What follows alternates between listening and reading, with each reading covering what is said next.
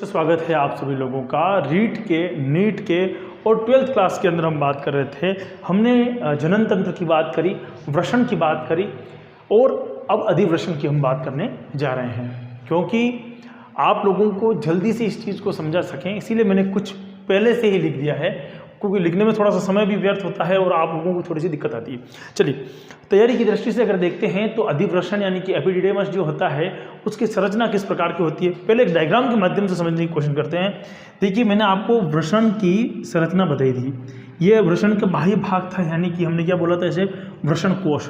वृषण कोश के बाद में हमने बात बोली थी कि दो वृषण अंतर होते हैं, ये हम पढ़ चुके हैं पुरानी क्लास के अंदर, ठीक है ना।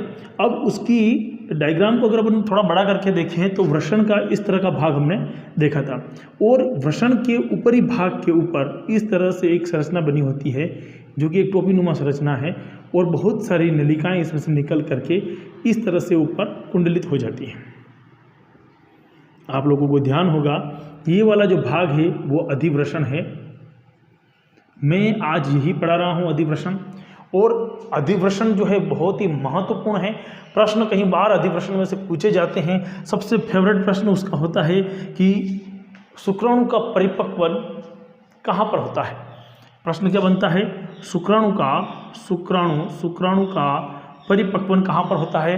तो ध्यान देना, अधिवृषण के अंदर शुक्राणु क्या होगा, परिपक्वन होगा। इसी प्रकार से एक प्रश्न पूछ लिया जाता है कि यदि किसी मनुष्य के वृषण से शुक्राणु को ले लिया जाए, क्योंकि निर्माण तो वृषण में हो रहा है, वृषण से शुक्राणु को ले लिया जाए इंजेक्शन के माध्यम से या तकनीक के माध्यम से, और मादा में स्थानांतरित कर दिया जाए, तो क्या निषेचन की क्रिया होगी? नहीं होगी। उसने वृषण से लिया था, न कि अधिवृषण से। परिपक्वन कहाँ हो रहा है? अधिवृषण के अंदर हो रहा है। एक महत्वपूर्ण चीज़ ये है, और ये जो जुड़ी हुई संरचना है, अधिवृषण जो जुड़ा हुआ है, अधिवृषण से मिलकर के शुक्रवाही नलिकाओं के साथ में क्या होगा, वो कहाँ पहुंचेगा, शुक्राशय के पास पहुंचेगा। शुक्राशय से होता हुआ, मूत्र मार्ग से होता हुआ, शिश्न से होकर शुक्राणु कहाँ आ जाएगा, स्खलन के द्वारा बाहर आ जाएगा। और यह पूरी की पूरी घटना होने के बाद में अगर निषेचन की घटना होती है तो मादा की योनि में प्रवेश करेगा, और नहीं होती है तो शुक्राणु की एक लिमिट के बाद में उसकी वहीं पर समाप्त हो जाएगा। ये चीज़ हमको आज के इस पूरे टॉपिक में पढ़नी है। तो हमें पढ़ना है, वृषण हम पढ़ चुके हैं, वृषण के बाद में हमारे पास में आता है अधिवृषण यानी कि एपिडिडेमिस। इसमें आती है संरचना किस प्रकार की होती है, एक पतली और लंबी संरचना। कैसी संरचना होती है? पतली और लंबी संरचना होती है। और अगर इसकी लंबाई देखी जाए तो कितनी होती है, 6 मीटर के आसपास में इसकी लंबाई होती है। कैसी होती है? चपटी संरचना होती है और कोमा के आकार की। देखिए, इस तरह की आकृति है, ध्यान से देखो, इस तरह की आकृति बनी, तो आकृति कैसी होगी इसकी? कोमा के आकार की होता है। ध्यान देना, कई बार प्रश्न पूछा जाता है कि निम्न में से कौन सी संरचना कोमा के आकार की होती है। उसमें वृषण भी होता है और अधिवृषण भी होता है। तो अधिवृषण को ही हम क्या बोलेंगे, कोमा के आकार की संरचना है। यह संपूर्ण संरचना कुंडलित और संयोजी उत्तक द्वारा निर्मित। देखो यहाँ पर दो चीजें, यह संपूर्ण संरचना जो अधिवृषण की जो मैं बात कर रहा हूँ वो कैसी है, तो कुंडलित संरचना। संपूर्ण संरचना कैसी है? कुंडलित है। कैसी है? कुंडलित है। और दूसरी बात क्या है, तो संयोजी उत्तक के द्वारा निर्मित होती है। अब ध्यान देना, इस संरचना के अंदर यानी कि ये जो अधिवृषण बना हुआ है, इसके कितने स्तर होते हैं, तो अधिवृषण के 2 स्तर होते हैं। कितने स्तर होते हैं अधिवृषण के? 2 स्तर होते हैं। एक तो होता है बाह्य स्तर और दूसरा होता है हमारे पास में आंतरिक स्तर। एक कौन सा है? बाह्य स्तर, और दूसरा कौन सा है? आंतरिक स्तर। हमेशा ध्यान रखना, अधिवृषण एकदम स्ट्रेट कुंडलित तो है, लेकिन ऊपर से संरचना क्या होगी, मोटी और थोड़ी अच्छी होगी।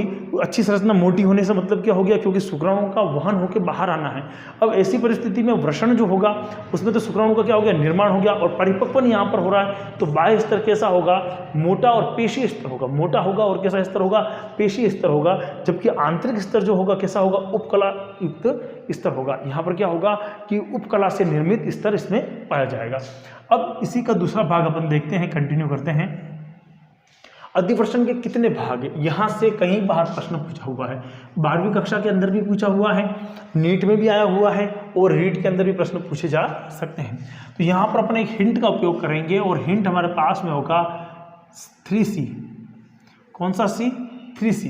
कितने भाग होते हैं? 3C होते हैं। 3C में पहला कौन आता है हमारे पास में आएगा अधिवृषण का ऊपरी भाग, कैपुट। दूसरा कौन सा होगा? कार्पस। और तीसरा कौन सा हमारे पास में कौन सा आएगा? कड़ा। यानी कि सबसे होता है अधिवृषण का ऊपरी भाग। ये कैसा होता है? थोड़ा सा चौड़ा भाग होता है। भाग कैसा होगा? देखिए, चपटा है और चौड़ा भाग ये वाला भाग है।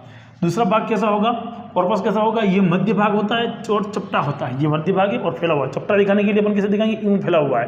ये जैसे कि मान लेते हैं ये पूरा का पूरा वृषण है, तो इस तरह से इसके ऊपर फैला हुआ होगा, तो ये चपटा भाग है और मध्य भाग कैसा है, इसका चौड़ा होता है। और अंतिम भाग जो होता है जिसे अपन कोड़ा कहते हैं, अंतिम भाग क्या होगा, यह भाग क्या होगा, अंतिम है, पतला है, कैसा होगा, पतला होगा और लंबा होगा।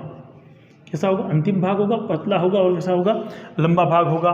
तो ये कुछ मुख्य बातें इसकी जिसकी अपन की बात करनी थी, जिसकी अधिवृषण की। अगर इसको लिखते तो थोड़ा सा टाइम लगता, इसलिए मैंने पहले ही लिख रखा था इसको, कि अपन बात करें संरचना लंबी पतली और कोमा के आकार की होती है और यह 6 मीटर लंबा होता है। अत्यधिक कुंडलित होने के कारण बहुत ही छोटे भाग के अंदर समाहित हो जाता है। चपटी संरचना होती है, कोमा के आकार की होती है और संपूर्ण संरचना कैसी है, संयोजी ऊतक से निर्मित होती है। 2 स्तर होते हैं, बाह्य स्तर और आंतरिक स्तर। बाह्य स्तर मोटा होता है और आंतरिक उपकलायुक्त होता है। इसके मूलतः कितने भाग होते हैं, 3 भाग होते हैं, इसीलिए अपने हिंट में अपने क्या लिखा, 3C लिखा। कैपुट भाग जो होता है वो अधिक ऊपरी भाग होता है, चौड़ा होता है, जबकि दूसरा भाग कौन सा है, मध्य भाग है और एक ऐसा चपटा भाग है। और तीसरा अंतिम पतला और लंबा भाग होता है, जो कि वृषण के साथ में वृषण से जुड़ा अंतिम भाग होता है। वृषण से जुड़ा होगा अंतिम भाग। वृषण से जुड़ने वाला सबसे पहला भाग कौन होगा, कैपुट होगा, ऊपर वाला। अब यहाँ से जो संरचनाएं निकलती हैं, ये जो संरचनाएं निकलेगी वो निकल करके सीधी सी वृषण से होती हुई कहाँ निकल के कहाँ जाएगी, शुक्र वाहिनियों द्वारा। कहाँ जाएगी, शुक्र वाहिनियों द्वारा। इसको मैं मिटाता हूँ, एक बार अगर आप स्क्रीनशॉट लेना चाहें तो ले लीजिए इसका, ताकि आपका काम हो जाए।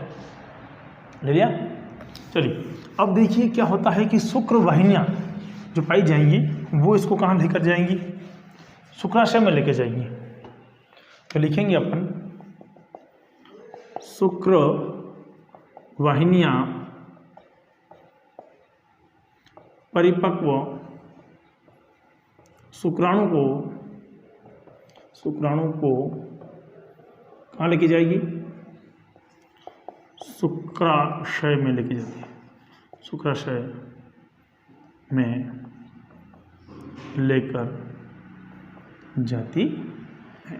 चलिए अब बात आती है शुक्राशय। शुक्राशय क्या है, ध्यान देना, यह एक ऐसी संरचना है जहाँ पर क्या होगा, शुक्राणु का एक तरह से यूँ कहेंगे कि अस्थिर संग्रहण हो रहा है और ये वीर्य का निर्माण करने में सहायक है। क्या है, वीर्य क्या होता है, जिसमें शुक्राणु की मात्रा होगी और यह मादा की योनि तक जाने के लिए शुक्राणु का पोषण का कार्य और गमन का कार्य करेगा। उस पदार्थ को क्या कहेंगे अपन, वीर्य कहेंगे। तो अगली क्लास जो होगी आज ही होगी, वो भी है ना, मैं लगातार 3 से 4 वीडियो प्रतिदिन डालने की सोच रहा हूँ अब। तो शुक्राशय जो अपन बात करेंगे, शुक्राशय की अपन जो बात करेंगे उसमें शुक्राशय के साथ में हम बात करेंगे कौन कौन सी ग्रंथियां पाई जाती है और ग्रंथियां कितनी होती हैं। तो यहाँ पर हम मूल रूप से 3 ग्रंथियों की बात करेंगे, प्रोस्टेट ग्लैंड की बात करेंगे, शुक्राणु के लिए शुक्राशय ग्रंथियों की बात करेंगे और एक ग्रंथि होगी हमारे पास में काउपर्स ग्रंथि, उसकी भी बात करेंगे। इन 3 ग्रंथियों के बाद में और क्या होगा अगर इनको हटा दिया जाए, ऐसी संभावनाएं बनती हैं, उस पर भी प्रश्न होंगे, उन प्रश्नों को भी अपन हल करेंगे।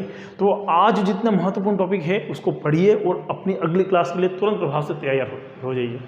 तब तक आपको सुरक्षित रहना है और घर पे ही रहना है। जय हिंद, जय भारत।